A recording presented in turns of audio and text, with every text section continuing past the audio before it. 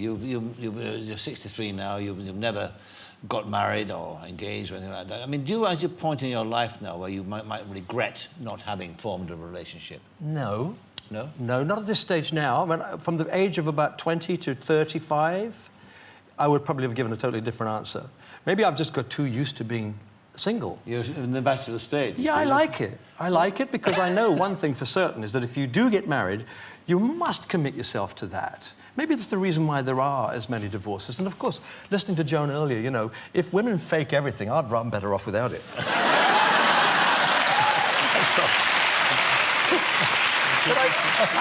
I actually, and I'm not being selfish, it's a choice. You can either marry or not marry. And I didn't decide very early on not to marry. It just happened that I reached this stage and I'm not married. But I like my life. You know, I like the fact that, I'm going to start again. If I did marry, I would feel totally committed to the marriage and my partner. Yes. Now, I would believe that she and any family that might ensue would demand and should get my total concentration. Well, I find it difficult now in my world. You're set in your ways. I can say, yes, I'll be there next week in Paris. Yes, no, New York. Yes, I'll be in New York. And I find it really easy. And I'm just lucky, I guess. But you say that, but isn't there a sense of missing something? I mean, isn't the point of success and money and all that, and achievement, isn't it that somehow you can actually share it with somebody? I have a lot of friends. I will never, ever be alone. My house is never empty. A friend of mine came and said, this is like being in a rectory here. I mean, people come and go all the time. And I've got 3 sisters. They've given me now 11 nieces and nephews, and about 4... I'm a great uncle. I mean a great uncle. I mean, I'm a great uncle too. Yeah, but, you're a great yes. So, I mean, I feel, and I've had the children over so many times and have wonderful times with them. You know, when the 3 young girls, they've grown up now, but when they were really young, I said to the girls, you've got to come over, spend the weekend with Uncle Cliff. And they said, without Mum and Dad? And I said, of course, come with. And I've had all that. It was wonderful. But what was really good as well, they went home on Sunday night, and I got my cornflakes out once in a while, and I thought, oh. So I feel as though I have a really perfect life, but I don't feel guilty about that. What's changed for you over the past years and since you won Pop Idol? I mean, put it in perspective. I mean, what's different now than Will Young in, what, 4 years ago? I think I'm a more confident person. I think I'm more aware of my industry. You know, I think I have more confidence in my decisions now and the decision-making process. You know, having seen choices that I've made go right, that sort of spurs you on to make more of the same. Do you know what I mean? And it was a tough call in a sense, because I mean, Pop Idol, you get labelled, don't you? It's Pop Idol. This is a reality show, and all the kind of publicity that goes with it. And it would be fairly easy to actually to let that, I suppose, pursue you for the rest of your life. The trick is to get away from that, isn't it? I think the trick is to get away with it, but get away from it, but get away with it. The trick is to get away with it. That is the greatest truth. It's a Freudian slip. Absolutely. Yeah. Yeah. And I think I'm getting away with it at the moment.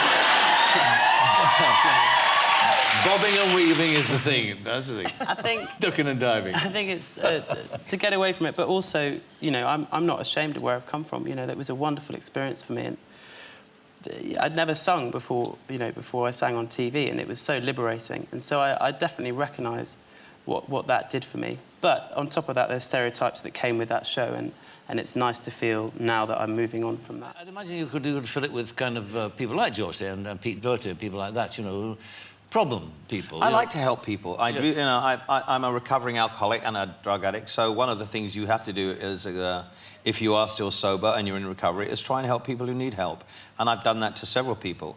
It's whether they listen or not, it's the same thing. Yes. You know, you can tell people till you're blue in the face. It's when they're ready. People told me time and time and time again that I was a nightmare, and I was a nightmare, and I had a huge problem, but I wouldn't listen. There's a line in one of the songs on the new album that says, you couldn't tell me I was wrong, you couldn't tell me anything, but if you did, I must have lost it on the wind.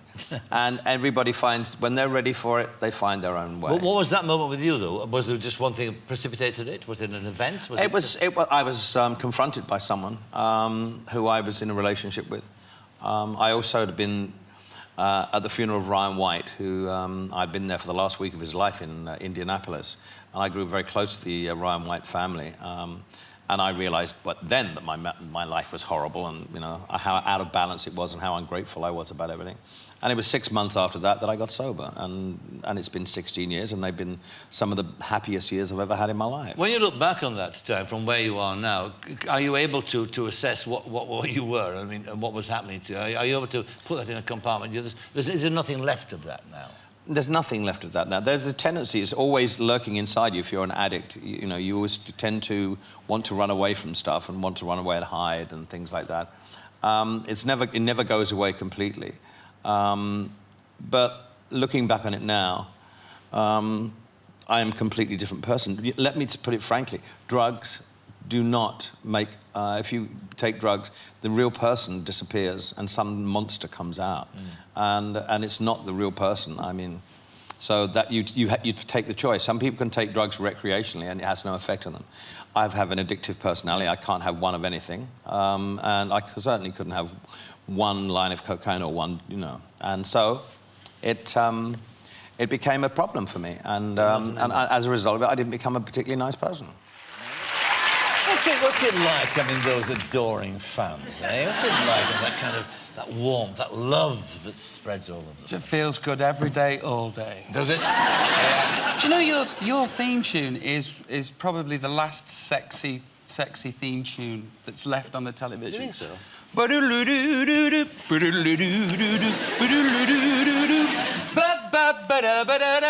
know when do you get up in the morning? Sorry, no, please no. I can imagine that your alarm goes off. Every time you get up, 6:30 in the morning, you have your own theme music. And you get up like that.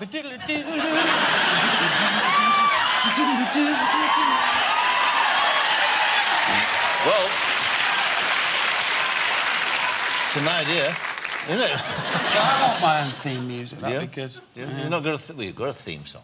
Which one? Angels is your theme song. Yes. I mean, I remember one of the nice moments at the BBC. Do you remember that? I think maybe the first time you did it on television was on the show that we did there. The first time you were on the show. If you say so. It was. It was. Yeah. And what's recently been voted the best pop song for the past 25 years. You should be proud of that.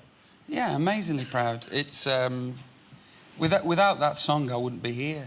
You know, it's. I was just about to be dropped by the record company. Were you? Yeah, and if it was present day, I wouldn't have had the chance to put Angels out because now they get like 2 singles and then they're dropped, and I'd had 3 or 4 out, and a lot people have told me since there was memos going around the record company.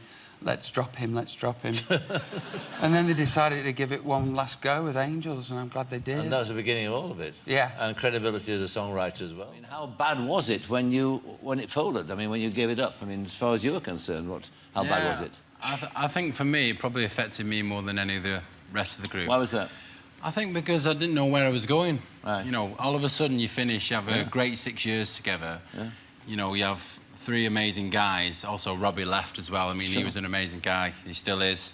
And then all of a sudden, you just don't know what the future holds for you. So it's... You're like they pull the rug from under you. Yeah, and you go from this extreme, don't you? I mean, from that being... We pulled the rug from under ourselves. Well, you did do that. Yeah. That's and then we for didn't sure. know what to do. Yeah. It's scary. Yeah, I think you're so used to people doing things for you as well.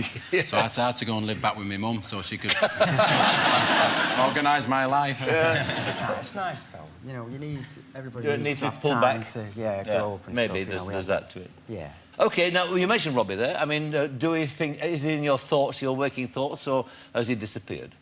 I think he's in all of our thoughts, Is he? actually. Yeah, he was in Take That once. Yes, you know, of course he was. And, you know, when we see things about him in the paper, I think we're generally all, you know, worried about him from time to time and happy for him as well at other times. Sure. And what about, I mean, he's a hologram, or has been a hologram in your lives, hasn't he, for the past sort of year, or the past tour? Yeah, he filmed this footage that we put up on the show. And is there any likelihood ever of him coming back, just doing the special guest appearance, do you think? We'd like him to. Yeah. It'd be great for us.